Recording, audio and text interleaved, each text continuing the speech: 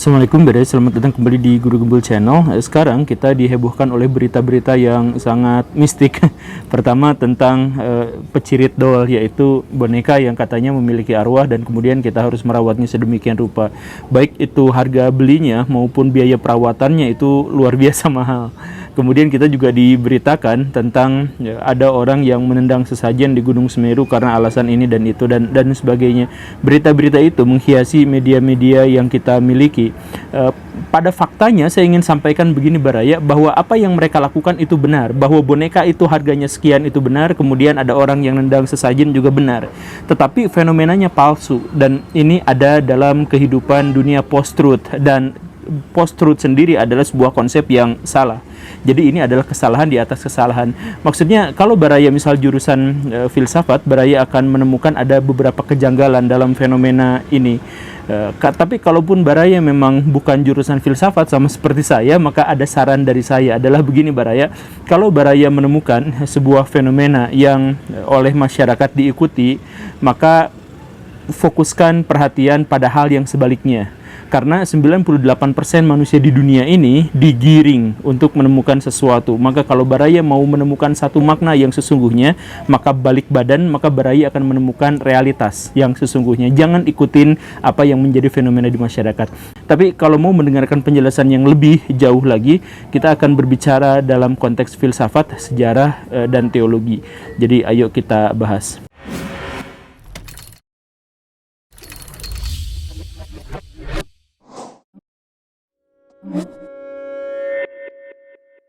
Benda mati yang dibentuk sedemikian rupa sehingga menyerupai benda hidup dan kemudian dianggap sebagai memiliki arwah atau memiliki jiwa dan sebagainya, itu muncul sebagai wujud dari kebudayaan mental masyarakat yang paling kuno, bahkan lebih kuno daripada catatan tertulis, dan karena itu lebih kuno dibandingkan dengan sejarah. Ini adalah salah satu mental masyarakat kuno yang universal.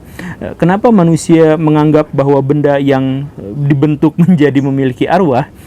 Karena masyarakat kuno itu memandang dunia dalam dikotomi besar. Yang pertama itu adalah bahwa manusia, misalkan kita melihat manusia ya, manusia itu terdiri atas jasad, tubuh, organ, yang semuanya itu jasad fisik, jelas, pasti, konkret. Tetapi jasad yang semacam ini kemudian dikendalikan oleh sesuatu yang misterius, sesuatu yang tidak diketahui, dan kemudian diidentifikasi sebagai roh, nyawa, jiwa, atau yang semacam itu. Otak itu adalah materi, tetapi di dalamnya ada yang namanya benak. Tubuh ini adalah materi, tetapi ada di baliknya yang namanya adalah kesadaran dan lain sebagainya. Nah, ada kalanya bahwa kehidupan material dengan kehidupan spiritual itu terpisah dalam momen yang namanya kematian. Jadi jasadnya tertinggal, sedangkan kesadaran atau rohnya atau arwahnya itu lepas. Nah, bisakah disatuin lagi? Nah, disatuinnya lagi itu akhirnya banyak masyarakat yang percaya bisa disatuin lagi. Gimana cara bisa disatuinnya lagi itu? Ada 4 mode. Yang pertama itu adalah bahwa mereka tidak usah ngapa-ngapain karena arwah-arwah itu bisa saja menyatu ke dalam jasad-jasad yang tidak hidup, yaitu diantaranya adalah pohon-pohon besar, batu-batu besar, atau sesuatu yang cukup besar, cukup agung, yang bisa dijadikan tempat bersemayam oleh arwah-arwah yang ada di luar sana. Makanya banyak kemudian masyarakat yang memuja-muja misalkan batu besar, pohon besar, dan lain sebagainya. Kita mengetahui itu. Kemudian ada juga masyarakat yang lebih maju biasanya, dan ada di zaman yang lebih awal, yang lebih akhir juga, yang bukan cukup dengan batu besar atau pohon besar, tetapi bahwa pohon atau batu itu harus diukir sedemikian rupa sehingga menyerupai makhluk hidup. Nah, inilah yang kemudian muncul dalam boneka, patung, toltek, atau yang semacam itu, yang dipercaya sebagai tempat atau jasadnya bagi arwah-arwah yang ada di luar sana. Begitu. Atau ada juga masyarakat tertentu yang menganggap bahwa bukan hanya itu saja, gak usah jauh-jauh bikin yang aneh-aneh seperti itu. Jasad manusia sendiri adalah tempat atau wadah yang paling memadai dan ideal bagi roh, bagi arwah yang semacam itu. Maka si jasad-jasad itu biasanya misalkan pikirannya dihilangkan dulu, kemudian biar nyawa atau arwah yang lain itu masuk. Maka inilah yang kita kenal sebagai kesurupan. Jadi ada kuda lumping gitu ya, kesurupan makhluk yang lain gitu ya. Berarti ini jasad ini tempat bagi makhluk spiritual yang lain. Atau misalkan di Indonesia zaman dulu tuh dalang. Jadi kan sekarang itu dalang menceritakan tentang Ramayana atau hal yang semacam itu. Di masa pra-Hindu dan Buddha atau di zaman Hindu-Buddha itu dalang itu kesurupan. Jadi arwah nenek moyang masuk ke dalam tubuh kemudian menceritakan tentang kehidupan dirinya sendiri, disampaikan kepada masyarakat untuk menjadi pedoman kehidupan agar hidup menjadi lebih baik dan lain sebagainya. Begitu. Kemudian ada mode yang keempat itu adalah bahwa bukan yang paling cocok untuk menempati itu tuh bukan batu besar, bukan manusia, bukan apa, tapi hewan. Jadi hewan-hewan itu sebenarnya mewakili roh tertentu, begitu ya. Makanya juga ada pemujaan di tempat tertentu, di zaman tertentu pada hewan-hewan. Jadi hewan disucikan gitu ya, atau hewan-hewan yang berupanya aneh gitu. Misalkan buaya warnanya putih. Kita kenal sekarang itu adalah albino, tapi orang zaman dulu menganggap itu adalah jelmaan gitu ya. Dari roh apa masuk ke situ gitu dan lain sebagainya. Nah, pada perkembangan selanjutnya, kepercayaan akan roh-roh ini yang menempati satu tempat tertentu dan sebagainya itu berimplikasi pada sesuatu yang lebih serius, lebih besar, dan lebih spekulatif, yaitu bahwa bukan hanya batu memiliki roh, bukan hanya patung memiliki roh, atau bisa ditempati oleh roh, tapi ternyata alam semesta ini juga mungkin saja memiliki roh, atau dia adalah bagian dari roh yang lebih besar lagi. Begitu, maka dalam konsepsi inilah lahir agama-agama yang lebih formal atau yang sebagian ilmuwan menyebutnya sebagai agama teistik, begitu kan? Jadi ya, bahwa semesta ini ada yang mengaturnya, ada yang menguasainya, ada yang menghakiminya, dan itu kemudian disebut sebagai dewa atau dewa utama atau Tuhan. Sedangkan kelompok-kelompok yang lebih awal itu yang menganggap bahwa ini ada dewanya, HP ada dewanya dan sebagainya, atau ada rohnya gitu. Ini disebutnya sebagai pagan, begitu. Jadi ada agama yang formal dan ada yang disebut sebagai pagan, dan mereka itu berantem terus-terusan sepanjang zaman. Berantem dalam artian bersaing, begitu. Jadi kalau misalkan ada kemarin yang heboh dalam tanda kutip, orang nendang sesajen di Gunung Semeru, itu sebenarnya adalah fenomena yang tidak janggal, tidak aneh. Karena apa? Karena itu sudah menjadi fenomena umum masyarakat Indonesia, bahkan masyarakat dunia, bahwa setiap hari kita memang melihat hal-hal yang semacam itu gitu, dan ini adalah bagian dari perkembangan zaman. Jadi zaman yang lebih lampau itu berantem dengan zaman yang lebih baru gitu. Kalau misalkan dalam bahasanya Agus Kom itu pertempuran antara zaman teologis dengan zaman metafisis, begitu, sebelum nanti pada akhirnya berubah menjadi zaman positif. Termasuk juga fenomena pecirit dol yang tadi itu. Sekarang kita lihat awal mula pecirit dol itu bisa muncul menjadi fenomena di Indonesia. Kan awalnya kita mengetahui bahwa dia berasal dari Thailand. Dari mana asal-usul Thailand itu bisa menjadi satu yang viral? Karena ada seorang Hindu yang kemudian jualan boneka yang mengkampanyekan bahwa di dalam bonekanya itu ada arwah yang kemudian memberikan kepada manusia keberuntungan, kenyamanan, dan lain sebagainya. Oke, kita garis bawahi 3 hal. Yang pertama adalah penjual boneka, kemudian yang kedua adalah beragama Hindu, dan yang ketiga adalah Thailand. Apa kaitannya dengan 3 hal itu? Si penjual boneka itu beragama Hindu sehingga dia mempercayai, dan wajar kalau dia mempercayai ada benda-benda mati yang bisa ditempati oleh arwah. Seperti itu, dalam hal ini masuk akal. Kemudian sebagai dia penjual boneka, maka dia menginginkan untuk mendapatkan keuntungan yang lebih, ingin bisnisnya laku. Kemudian dia ada di Thailand, tempat di mana orang-orang sangat terbuka terhadap kepercayaan bahwa di dalam benda mati itu ada kemungkinan disimpan rohnya atau arwahnya, seperti itu. Dan bahwa orang-orang Thailand itu, khususnya perempuan-perempuannya, itu adalah perempuan yang tingkat kesuburannya sangat rendah dan ekonomi mereka itu sering tergoncang sama seperti di Indonesia.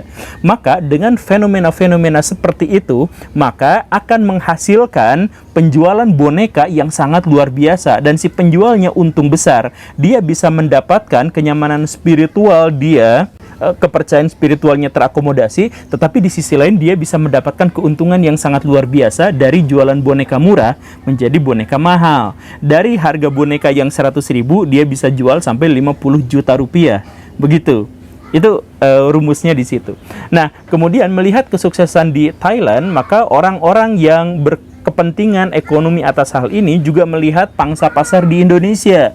Di Indonesia memiliki banyak kesamaan kultur dengan Thailand. Sama-sama percaya bahwa benda-benda ini bisa saja ditempati oleh arwah-arwah, sama-sama bahwa di Indonesia juga ekonominya gonjang-ganjing, dan sama-sama di Indonesia juga memiliki tingkat penduduk yang sangat banyak. Nah, dengan seperti ini maka orang-orang sana itu berpikir bahwa Indonesia juga bisa menjadi ladang bisnis buat mereka. Maka mereka mulai mengkampanyekan hal-hal yang semacam ini di Indonesia. Dengan cara apa? Dengan cara menunjukkan seakan-akan bahwa boneka-boneka semacam itu di Indonesia itu viral atau banyak. Padahal kita mengetahui bahwa boneka itu gak laku di Indonesia sama sekali. Boneka itu gak dikenal. Boneka itu hanya pernah disampaikan oleh artis-artis di Indonesia yang sangat terkemuka. Kemudian artis-artis lain yang tidak terlalu ramai itu juga ikutan membelinya gitu. Nah, kita nggak pernah tahu, kita tetangga-tetangga kita, orang-orang yang kita kenal, kita tahu bahwa mereka itu tidak memelihara boneka semacam itu. Jadi maksudnya viralnya ini adalah viral beritanya, tetapi fenomenanya itu viral bohongan. Tidak ada sama sekali yang viral di dunia yang seperti ini. Begitu kan? Kalau Baraya misalkan lihat Tokopedia dan sebagainya, kemudian melihat harga penjualan boneka-boneka ini, itu harganya masih sangat murah, yang kurang lebih sama dengan boneka yang pada umumnya, yang menunjukkan bahwa di Indonesia itu nggak laku. Jadi ini viralnya palsu. Ini adalah post-truth. Yang saya katakan post-truth sendiri adalah sebuah kepalsuan. Maka ini kepalsuan di atas kepalsuan.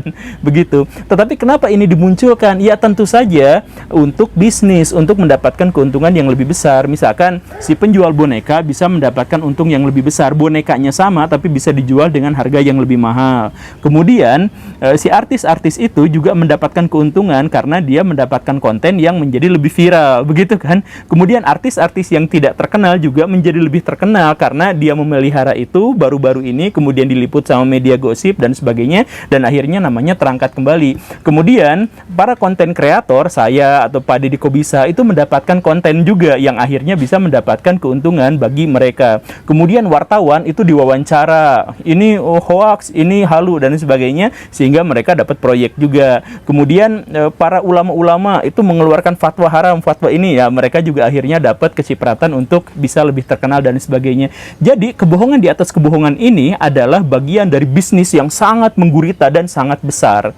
Bahkan saya pun mendapatkan keuntungan. Yang tidak mendapatkan keuntungan itu siapa? Yang saya bilang di awal tadi itu, bahwa 98% orang itu adalah 98 orang yang tergiringkan, yang menjadi penumpang dari fenomena umum masyarakat, yang mereka itu menjadi penopang bagi orang-orang yang lebih sedikit tetapi lebih besar. Saya mohon maaf ya, jadi ini mah untuk membangun kesadaran bersama aja dan untuk memahami tentang post-truth yang tadi itu. Begitu. Tapi biar ini videonya benar-benar lebih berfaedah, maka saya sampaikan sebuah pertanyaan yang lain lagi. Kalau bisnis yang terkait dengan spiritual itu laku, sampai kapan? Dan seandainya nanti manusia masuk zaman positif, kemudian kebanyakan orang menjadi ateis misalkan, apakah jualan agama, jualan hal-hal yang spiritual ini masih akan laku, masih akan berlaku, masih laris? Jawabannya adalah tentu saja masih laku. Kenapa seperti itu? Karena ajaran agama dan spiritual itu adalah bagian dari kebutuhan integral manusia. Itu adalah dorongan psikologis, dorongan naluriah, instinktif manusia untuk bertuhan. Kalau kita misalkan beragama, tentu saja kita tahu kenapa kita memiliki naluri untuk itu. Kita tahu kenapa orang-orang zaman dulu betapa mengagungkan alam, mencari-cari Tuhan dan sebagainya. Orang-orang yang beragama akan mudah menjelaskan kenapa seperti itu. Ya karena kita ini memang memiliki naluri untuk bertuhan. Karena memang Tuhannya ada dan Tuhan itu harus kita dekati, disembah dan lain sebagainya, kan begitu. Tetapi ada dua buku yang ditulis oleh orang-orang ateis dan memberikan perspektif yang lain. Yang pertama adalah How God Changed Your Brain, dan yang kedua itu adalah Religion Explanation. Explain. Di dalam dua buku itu ada penjelasan yang mengkonfirmasi bahwa manusia memang sesungguhnya memiliki insting ketuhanan, insting beragama, bahwa beragama itu adalah bagian dari kehidupan manusia. Jadi orang-orang yang berusaha untuk menjadi ateis sesungguhnya tidak pernah berhasil menjadi ateis. Dia hanya berusaha untuk menjadi ateis, dan ketika dia menjadi ateis sesungguhnya dia stres. Tingkat stresnya menjadi semakin tinggi karena dia mencoba untuk menolak sesuatu yang naluriah dan alamiah. Begitu dia sampaikan seperti itu di dua buku itu, khususnya buku yang pertama. Tetapi manusia menjadi seperti itu adalah karena dorongan evolusi. Nah, kalau orang-orang ateis kan mengatakan ini adalah dorongan evolusi. Jadi manusia mencoba untuk bertahan hidup, kemudian manusia berusaha untuk menjadikan otaknya lebih nyaman, lebih aman, lebih tentram dan sebagainya, sehingga ketika dia memahami konsep-konsep ketuhanan kemudian mencoba untuk mendekatinya dengan imajinasi, maka ada bagian otak yang menjadi lebih aktif dan bagian yang lainnya menjadi sama sekali tidak aktif, non-aktif, yang itu membuat jiwa menjadi lebih tenang, lebih sabar, lebih enak, memunculkan etika yang lebih baik dan sebagainya. Jadi ketika kita berdoa, ketika kita sholat, meditasi dan sebagainya, memang ada bagian-bagian dari otak itu yang bereaksi dengan sangat kuat sehingga memberikan kepada kita satu kenyamanan tertentu. Ya, Baraya mau percaya atau enggak sama perspektif itu kan perspektif orang ateis, tapi yang jelas yang ingin saya garis bawahi adalah bahwa bisnis-bisnis yang terkait dengan spiritual, yang terkait dengan agama dan sebagainya itu akan terus-terusan berlanjut dan akan terus-terusan laku karena itu adalah bagian dari naluri manusia untuk menemukan kebenaran, untuk menemukan Tuhan. Semoga ini bermanfaat. Terima kasih karena sudah menyimak. Saya Guru Gembul. Assalamualaikum warahmatullahi wabarakatuh.